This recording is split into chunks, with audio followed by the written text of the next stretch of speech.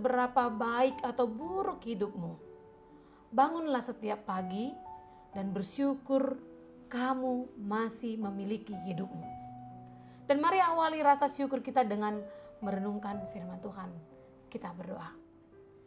Damai sejahtera Allah yang melampaui segala akal kiranya memelihara hati dan pikiran kamu sekalian di dalam nama Tuhan Yesus Kristus. Amin. Renungan harian HKBP Resort Sutoyo Jumat 13 Mei 2022 tertulis di Wahyu 11 ayat 15, demikian dikatakan. Lalu malaikat yang ketujuh meniup sangkakalanya dan terdengarlah suara-suara nyaring di dalam surga. Katanya, pemerintahan atas dunia dipegang oleh Tuhan kita dan Dia yang diurapinya dan yang Ia akan memerintah sebagai raja sampai selama-lamanya. Dalam bahasa Batak dikatakan, dungi di palu suru-suruan na papitu kon ma sarunena. Jadi masa suara nagogo di banua gijang. Aka didok, nunga sahat tu tuhat tai do tu Kristus nai harajau ni hasyanganon. Baki raja ma ibana rodi saleleng-lelengna. Demikian firman Tuhan. Jemaat Tuhan, tercatat bahwa 5 negara pernah menjajah daerah terluas di dunia, yaitu yang pertama Inggris, Belanda, Turki, Spanyol, dan Prancis. Begitu pula ada pemimpin negara yang menjabat terlama di dunia seperti Fidel Castro dari Kuba, Chiang Kai-shek dari Cina Taiwan, Kim Il-sung dari Korea Utara, Enver Hoxha dari Albania, dan Muammar Gaddafi dari Libya. Negara-negara penjajah dan para pemimpin tersebut berkeinginan untuk mendapat kekuasaan atau power yang bertujuan untuk kepentingan pribadi dan kelompoknya. Namun demikian, sampai saat ini tidak ada satupun negara atau pemimpin yang kekal dan dalam kekuasaannya. Kebanyakan pemimpin organisasi bahkan pemerintah daerah sampai negara sekalipun memiliki batas kepemimpinan paling lama 2 atau 3 periode. Demikian halnya yang ingin disampaikan melalui kesaksian Yohanes dalam Wahyu 11 ayat 15 ini yang menjadi renungan kita. Di mana firman ini dialamatkan kepada gereja mula-mula yang mengalami penderitaan, penganiayaan karena iman mereka oleh orang-orang yang berkuasa.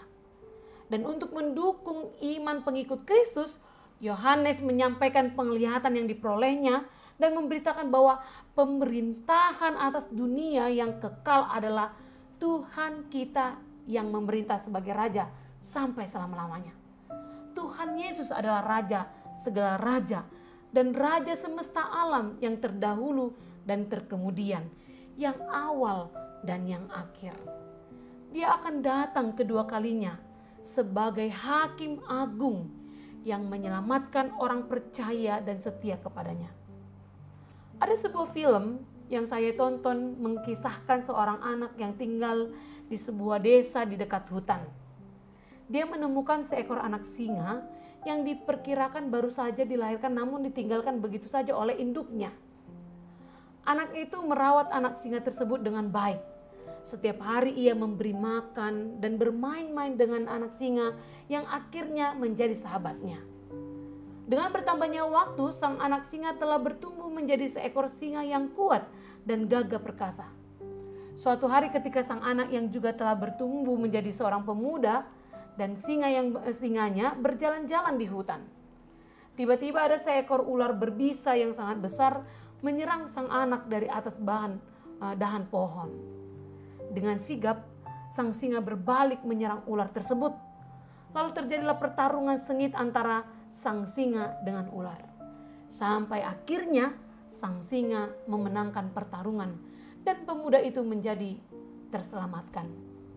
Anak singa yang dulunya lemah tak berdaya, sekarang berubah menjadi seekor singa yang menjadi pembela, bahkan pelindung bagi pemuda itu. Saat Tuhan Yesus datang pertama kalinya, Yesus lahir sebagai manusia di kandang yang hina, sebagai bayi yang tidak berdaya.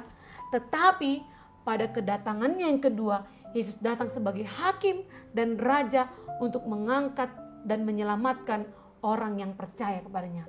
Selanjutnya Yesus juga akan datang untuk menghakimi dunia ini, serta menghukum iblis serta para pengikutnya dan orang-orang yang menolak untuk percaya.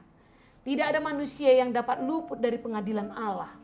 Dengan demikian ada pengharapan bagi mereka yang percaya dan hidup dalam kehendak Tuhan, yang selama ini dia harus menderita dikarenakan imannya.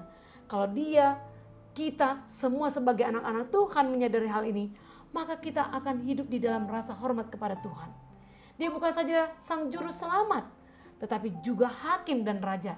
Dia akan menghakimi segala perbuatan kita, dan dia yang berhak untuk menentukan upah yang kita terima. Itu sebabnya mari kita terus menjaga hidup kita seturut dengan firman-Nya, sehingga saat kedatangan yang kedua nanti kita bisa mempersembahkan hidup yang kudus dan berkenan di hadapan-Nya. Dalam hal ini diperlukan sekali sikap yang selalu membuka hati bagi Kristus serta kesetiaan kita di sepanjang hidup kita. Oleh karena itu, bersabarlah jika harus menghadapi kesulitan karena iman kita kepadanya. Percayalah, dia akan menjadi pembela kita, seperti kisah tadi menjadi singa yang membela anak itu.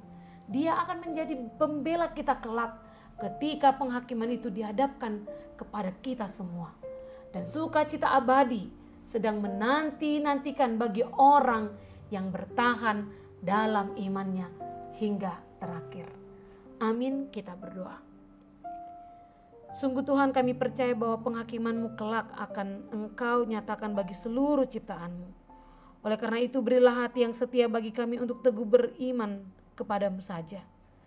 Jangan biarkan godaan dan kesulitan-kesulitan hidup kami menjauhkan kami dari keselamatan yang telah Engkau sediakan bagi kami melalui kedatangan Kristus yang pertama sekali. Agar nanti ketika Engkau datang untuk kedua kalinya, kami tetap layak menjadi hamba-Mu yang setia dan memperoleh kehidupan yang kekal. Terima kasih Tuhan. Amin. Jemaat Tuhan, selamat menjalani hari-hari Anda.